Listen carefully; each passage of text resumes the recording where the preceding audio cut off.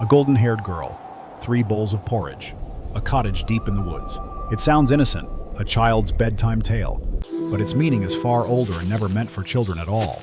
Hidden inside this story is a ritual from 4,000 years ago, a trial of balance of trespass of who belongs and who does not. Not a fable of manners, but a memory of ancient judgment. Journey with me into the forgotten heart of Goldilocks and the 3 bears. Once upon a time, they tell us, there was a little girl with hair the color of sunlight. She wandered alone through a forest that seemed endless until she stumbled upon a house unlike any other. It was small, wooden, nestled deep in the trees, yet strangely no smoke rose from its chimney, no voices carried on the wind. The door left slightly open beckoned her inside. Within the cottage, 3 bowls of porridge rested on a table. Steam curled from one another, it cooled, and the third sat at the perfect warmth between them. The girl dipped her spoon first into the largest bowl, too hot. She tried the second, too cold. At last, the smallest was just.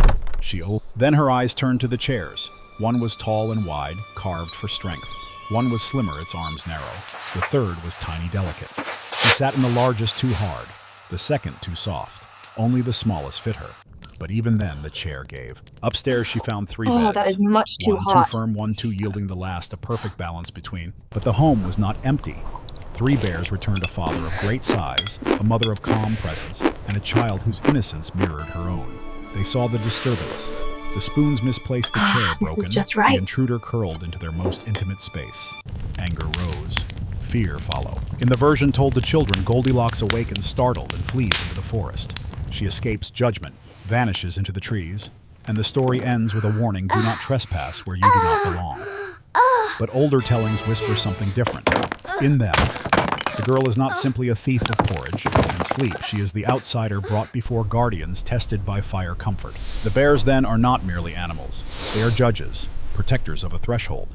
And Goldilocks is not a child at all, but the initiate crossing into a realm where order must be preserved and imbalance punished. Whether she survives or not depends on the telling. Some tales end in flight, others in disappearance, and some darker still in silence that swallows her whole. Goldilocks is not alone. Across centuries, across continents, we find the same shape: a stranger entering forbidden ground, tested not once, but 3 times, each choice narrowing closer to truth. In ancient Greece, this pattern appears in the trials of heroes. Before they could claim honor or destiny, they faced a triad of choices. Think of Orpheus at the gates of Hades, told to trust and not look back, 3 warnings before the silence broke. Or Heracles offered 3 paths of life: pleasure, struggle, or balance. Each trial was a mirror, just as the bowls and beds mirror Goldilocks' own dilemma: too much, too little, just right. In Egypt, the dead stood before the scales of Maat. Their hearts weighed not once but again and again against the feather of truth. Too heavy, condemned; too light, unworthy. Only balance preserved the soul. The same law that guided the afterlife seems to echo in the cottage of the bears. Survival rests not in extremes, but in the fragile middle. The Celts told of warriors who drank from 3 cauldrons, one of weakness, one of madness, one of wisdom. Only those who endured the bitter taste of balance could return transformed. It is not hard to hear the resonance: 3 bowls of porridge, 3 paths to choose, only one granting acceptance. Far to the north, in the sagas of the Norse trials, came in 3s as well. What have I done? Loki, bound in chains, faced 3 tortures. Odin hung for 9 nights, 3 sets of 3 before knowledge was granted. And Yggdrasil itself divides the cosmos into 3 levels: underworld, middle earth, and heavens. The symmetry of 3 is not whimsy, it is the rhythm of survival. Even in distant India, the teachings of the Vedas warned against imbalance. Life was fire too hot or ash too cold, unless held in harmony. Some myths told of the 3 steps of Vishnu, each measuring the world, each correcting what was too vast, too narrow, until the cosmos was set just right. And in the folklore of Japan, we meet the 3 treasures: the mirror, the jewel, the sword. To approach them was to approach balance, reflection, desire, power. A single misstep meant ruin. A careful hand, however, earned belonging.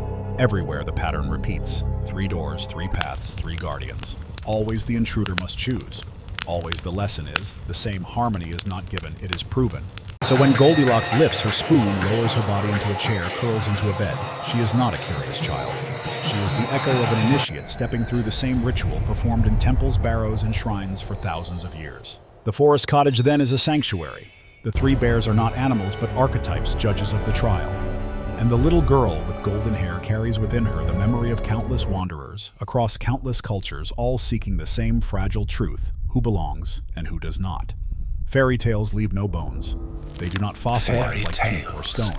And yet, in fragments of pottery, in carvings pressed into earth long before history had a name, we can still glimpse their shadows. Across Bronze Age Europe, archaeologists have uncovered curious patterns, 3 concentric circles etched into bowls, stones, even burial sites. To some, they are symbols of the sun. To others, marks of the moon. But more cautious voices suggest something older still, a language of trial and choice, inscribed into daily life. In Scandinavia, wooden houses preserved in peat bogs reveal hearths surrounded by 3 stones each, placed at different distances from the fire. Too close, too far, just right. Was it simple architecture, or a reminder of balance, embedded into the very design of the home? Even in Mesopotamia, tablets speak of rituals in threes. The initiate drinks 3 waters, walks 3 thresholds, and chooses 1 vessel to keep. To fail is to be cast out. To succeed is to remain within the tribe.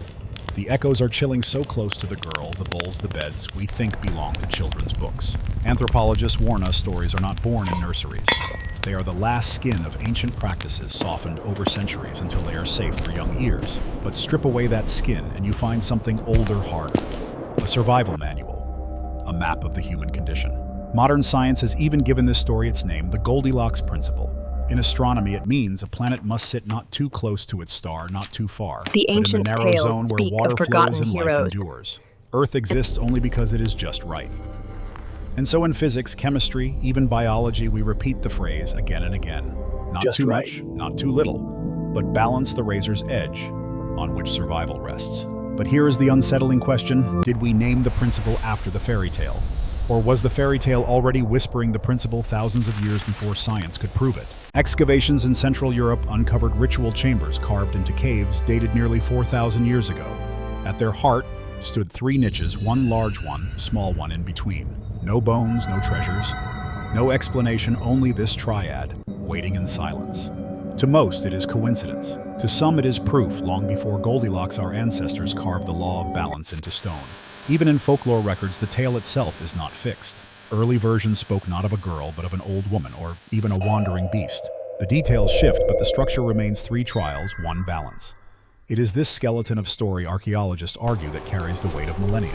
So when we speak of Goldilocks, we are not merely speaking of porridge and bears. We are touching the edge of a ritual older than pyramids, older than runes, a test that once shaped who belonged to the hearth and who was cast into the cold. The archaeologist brushes away the soil. The scientist measures the orbit of planets, and both arrive at the same truth: life survives not in excess, not in absence, but only in the fragile middle, the place that is just right. Every element of Goldilocks is a mask. Behind the porridge, the chairs, the beds, behind the bears themselves lies a language of symbols, an inheritance of meaning we have half forgotten. The 3 bears are not simply animals. They are the family, the primal unit of human survival, father, mother, and child. Together they form the circle of life, a closed sanctuary that outsiders must not disturb. To trespass is to test whether the stranger can be accepted into this sacred order or expelled from it. The 3 bowls of porridge embody sustenance, the fire of life itself. Food is never neutral. Too hot, and it burns. Too cold, and it cannot sustain. Only in the middle lies nourishment. To choose correctly is to show respect for balance, to prove one can live in harmony with the household flame. The chairs represent belonging. To sit is to take a place within the community, to rest in its structure. The large chair rejects her. Too hard. The second swallows her, too soft. Only the smallest fits. But it breaks beneath her, as if to say, you do not yet belong. You are neither child nor elder. You are still outside. The beds are the deepest symbol of all. To lie in another's bed is to cross the ultimate threshold into intimacy, into This death, one is too hard. into the space where we are most vulnerable. Too firm, too soft, until she finds one just right. It is here she falls asleep, surrendering herself fully, as if undergoing the last stage of initiation. And Goldilocks herself, why golden hair? Gold has always signified the sacred, the eternal, the soul untarnished by time. In alchemy, it is perfection, the incorruptible. The girl is marked as liminal, both outsider and chosen. Her very appearance signals trial, transformation, perhaps even sacrifice. The repeated rhythm of too much, too little, just right is more than a child's refrain. It is the eternal law of the middle path, the axis of balance found in philosophy and religion and science itself. In every culture, excess leads to ruin, deficiency to death. Only the center holds. Even the cottage in the forest carries weight. The wild woods are chaos, danger, the unknown. The house is order hearth civilization. Goldilocks crossing the threshold is humanity itself crossing from wilderness into community, from instinct into law. Too little. But such passage is not free. Just right. It demands judgment. So the tale, stripped of its softness, reveals a darker ritual, the stranger tested by fire, by seat, by rest. The guardians, whether gods, ancestors, or animals, watch to see if balance is found. To succeed is to be integrated. To fail is to be cast out or consumed. What lingers then is not the sweetness of porridge or the comfort of sleep, but the echo of a warning. Every life is weighed against the law of balance. Too much, too little, and you do not survive. Only the fragile middle, the path just right, allows us to endure. At its heart, Goldilocks is not about porridge chairs or beds. It is about the razor's edge of existence, the fragile space between extremes. In this way, it is less a fairy tale than a philosophy hidden in plain sight. Philosophers across ages have spoken of this path. Aristotle The golden called mean it represents the golden the mean. desirable Courage middle lies between two cowardice extremes, and recklessness, one of excess generosity and the between other of waste deficiency. and greed. Virtue, he said, is always just right. To live well is to balance desire and restraint, strength and gentleness, heat and cold. Goldilocks unknowingly repeats the same lesson. Buddhist thought calls it the middle way. The Buddha himself rejected both the indulgence of princes and the starvation of ascetics, choosing instead a path between discipline without cruelty, compassion without weakness. The echo is unmistakable: too hot, too cold, too hard, too soft. Only the middle sustains. In the modern world, this philosophy extends far beyond morality. Science itself has rediscovered the same truth. Astronomers speak of the Goldilocks zone, the narrow band around a star where life may flourish. Too close and oceans boil. Too far and they freeze. Earth Too hot, survives only too because cold. it stands in that fragile Only the corridor middle of balance. sustains. Our very bodies obey the same law. Temperature, blood sugar, oxygen, each must remain within a narrow margin. Deviate too far, and life falters. The principle is carved not only into myth, but into biology, into the fabric of survival itself. And yet balance is never static. It is not a fixed point, but a rhythm, a constant adjustment. Goldilocks' journey through the cottage is our own journey through life, choosing, failing, adjusting, searching for the elusive, just right, that keeps us alive, whole human. But there is a darker side. Balance also implies judgment. If harmony is the measure, then imbalance is the sentence. The girl is judged by the guardians of the house. We too are judged by our communities, by nature itself, by time. To live out of balance is to be rejected, whether by society or by the laws of physics. Perhaps this is why the story endures, not because it is comforting, but because it is true. Every day we step into a world that demands balance. Too much comfort and we decay. Too much hardship and we break. Too much freedom and we collapse into chaos. Too much order and we suffocate. Between them lies a narrow, perilous space, and that is where life unfolds. So the question becomes, was Goldilocks a thief, an intruder, or was she something closer to us all? A soul wandering through the tests of existence, older than seeking that kings. elusive middle path where survival, belonging, and meaning converge. So now when you hear the tale of Do you Goldilocks, still do you still hear a hear a child's child's story? Or do you Or hear an the echo of ancient a ritual ritual? older than pyramids, older than kings, whispering that only balance allows survival? The bears are no longer animals, they are judges. The cottage is no longer a home, it is a threshold. And the girl with golden hair is no longer a child, but an initiate standing at the edge of belonging or exile. If this is true, then what other stories hide the same scars of memory? How many of the tales we tell children are not meant for children at all, but for us, fragments of forgotten ceremonies disguised in gentle words? How Goldilocks is many only tales one voice, are not but behind meant her in for the children shadows, at hundreds all? more wait princesses who bleed wolves, who whisper towers that imprison and shoes that burn, all of them masks. All of them carrying truths far older than we dare to admit. The question is not whether Goldilocks was real. The question is, what secret were our ancestors so desperate to preserve that they wrapped it in the laughter of What children and secret passed it did down our to us, ancestors still breathing preserve? 4,000 years later?